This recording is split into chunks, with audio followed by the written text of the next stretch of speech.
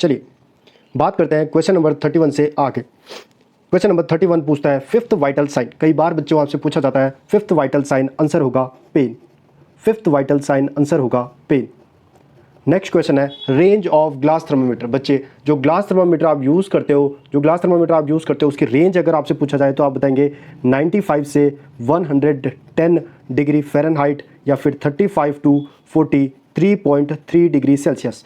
Fahrenheit और Celsius दोनों में पूछ सकता है, याद रखिएगा। नेक्स्ट क्वेश्चन हाइपोथर्मिया कब कहेंगे बच्चे? अगर आपका जो बॉडी टेम्परेचर है वो 95 डिग्री फ़ारेनहाइट से अगर कम होगा तो उसको बोलेंगे हाइपोथर्मिया।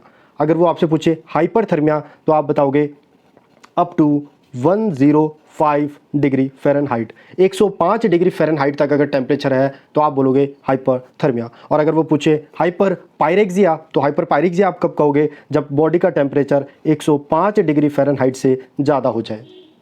नेक्स्ट क्वेश्चन पूछता है रिलैप्सिंग फीवर। रिलैप्सिंग फीवर में बच्चे आपको फीवर आएगा कुछ दिन, कुछ डेज या फिर कुछ वीक्स, जो आपका फीवर है वो नॉर्मल रहेगा, यानी आपको फीवर नहीं आएगा और उसके बाद फिर से पेशेंट में फीवर देखने को मिलेगा। इसे कहते हैं रिलैप्सिंग फीवर।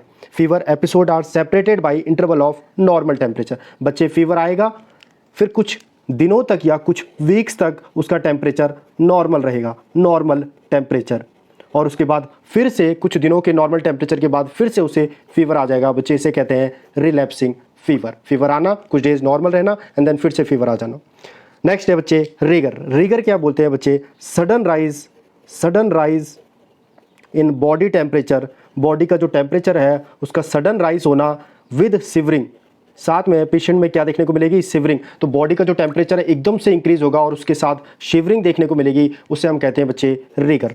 नेक्स्ट है डायबिटिक कीटोएसिडोसिस में कौन सी रेस्पिरेशन आपको देखने को मिलती है? बहुत बार पूछा जाता है। डायबिटिक कीटोएसिडोसिस में आपको देखने को मिलती है बच्चे कुसमॉल्स रेस्पिरेशन। डायबिटिक कीटोएसिडोसिस में आपको देखने को मिलती है कुसमॉल्स रेस्पिरेशन। नेक्स्ट है बीपी का कफ। जब भी आपसे पूछा जाए बीपी के कफ की विड्थ कितनी होनी चाहिए बच्चों, तो 40% होनी चाहिए of arm circumference. Arm circumference की 40% होनी चाहिए। और अगर वो पूछे लेंथ कितनी होनी चाहिए तो 80% होनी चाहिए of arm circumference. 80% of arm circumference. Length भी याद रखिएगा बच्चों और विड्थ भी याद रखिएगा। विड्थ कितनी होनी चाहिए? 40%, जबकि लेंथ कितनी होनी चाहिए? 80%। दोनों याद रखिएगा। नेक्स्ट है फिडेलिटी किसको बोलते हैं बच्चे? Being faithful. पेशेंट के लिए, अपने पेशेंट के लिए फेथफुल रहने को बोलते हैं फिडेलिटी। फेथफुल भी आप कह सकते हैं, लॉयल भी आप कह सकते हैं। नेक्स्ट है बच्चे वेरासिटी किसे बोलते हैं बच्चे? हमेशा पेशेंट को आप क्या बताएंगे? Telling truth. हमेशा पेशेंट को सच बताएंगे। टेलिंग ट्रूथ को आप क्या बोलते हैं? Veracity. Telling truth, veracity, being faithful और लॉयल कहलाता है फिडेलिटी। नेक्स्ट है बच्चे स्लैंडर। अगर आप spoken words, false spoken words के थ्रू किसी के बारे में झूठ बोल के उसकी छवि को खराब कर रहे हैं बच्चे, उसे कहते हैं slander. False spoken word damaging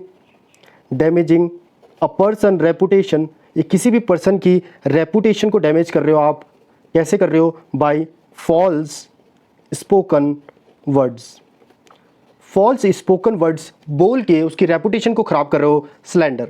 emergency condition में कौन सा कंसेंट लिया जाता है बच्चे? अगर कोई भी एक्सीडेंट के बाद केस आया तो वो बेहोश होता है या फिर वो इस कंडीशन में नहीं होता है पेशेंट कि वो कंसेंट दे पाए, उस समय पे जो कंसेंट हम लेते हैं या मानते हैं उसे कहते हैं इम्प्लाइड कंसेंट।